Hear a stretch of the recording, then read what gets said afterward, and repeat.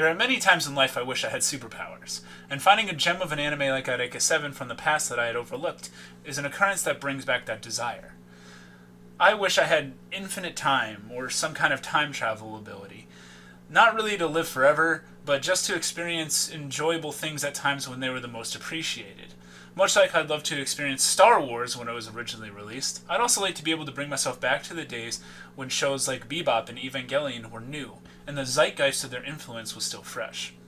I also wish I had infinite time for the selfish purpose of watching all the anime out there. As, I know there's going to be many great anime that come out after I kick the bucket, and, that kind of sucks, but it's something that we're all going to have to live with, I suppose.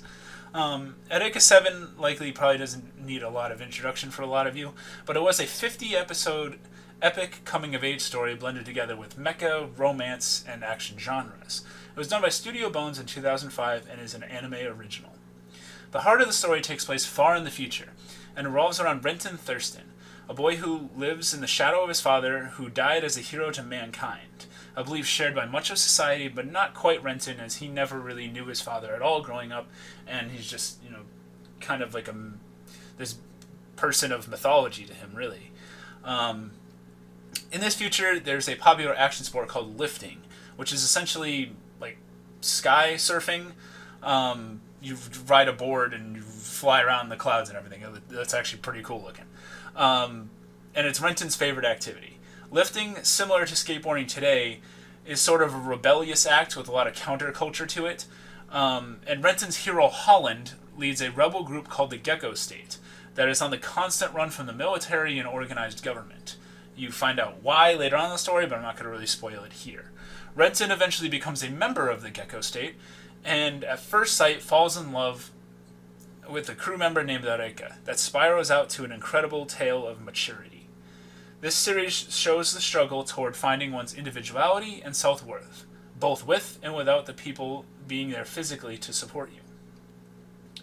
While I'm not a huge mecha fan, action romances are my favorite, and I think it's a genre that we don't have enough of in anime. In my opinion, it's way too rare. Inuyasha and Chrono Crusade, my favorite anime and manga respectively, have elements that are similar to Eureka 7, but the latter has more flair and futuristic wonder that can only come from the sci-fi setting in which it has. I love when a relationship is battle-tested, both literally and through experiences the main characters go through. Eureka is not a typical girl in any sense, and Renton struggles to understand that, as well as himself, as he has to deal with growing up and trying to get the affection of a girl who possesses mysterious powers and has a tragic past. His emotions are all over the place in this series, and in many ways he has to raise himself through life struggles. One of the most intriguing aspects of romance to me is how the characters act away from one another. How do they think? How do they act? How do they change? Do they grow or fall apart when they're separated from one another? And how touching is that reunion when they get back together, if they do at all? Now, in Eureka 7's case, it has those elements in spades, but there's not just one romance that we have going on here. There are several overlapping ones in the series. Eureka and Renton are the stars, but my most appreciated of the relationships would be a tie between Holland and Talho, as well as Dominic and Anemone. Holland is the leader of a rebel group called the Gecko State. He's at times brash and unapologetic, but is loyal and committed to his crew. His backbone is supported by the tough love of Talho, who's the second in command. Her tsundere attitude provides comedy at times, but the show has several scenes that are dedicated to her expressing her true feelings, although she does have a tendency to kind of struggle at doing that with the person that she loves, Holland. She kind of lashes her emotions out at other people, kind of Renton, a lot of the time. Now, Anemone is, for a majority of the show, a major antagonist used by the military as a weapon against the Gecko State. She is looked after by Dominic, who is a young and high-ranking military official who seems to have this unrequited affection for Anemone, and he hates how she's used as a tool. Anemone denies needing Dominic and treats him like crap for most of the show, but the show does show how their relationship does develop, similar to Renton and Eureka's. Anemone slowly realizes, after being away from Dominic for a portion of time, that she is not as strong as she thinks that she is by herself. And that it is really nice having Dominic around because he supported her no matter what the cost. And they find out that they really need each other.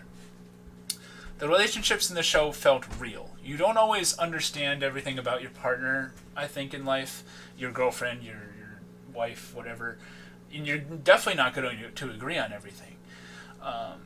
But I think that you do your best to support them and being there for them when they need you. And these characters did that. None of the romances are perfect. And I love that. It felt very real, felt very human, especially for anime characters. Eureka 7 is a journey. I wouldn't say it's perfect for everybody. The journey is long with a slow start. It's 50 episodes and the beginning is not the best. And at times I felt that the sci-fi element could get a little convoluted and confusing. But it successfully throws genres and character archetypes onto what turned out to be a fantastic roller coaster ride. I wish I could see this show back when I was closer to Renton's age, as I feel like back then it probably would have been one of my favorite shows of all time. And I wish that, once again, time were infinite, so that way rides like this and the ride of amazing anime would never end. But as corny as that sounds, guys, let me know down below what you guys thought of Eureka 7. Did you really like it? Did you really hate it?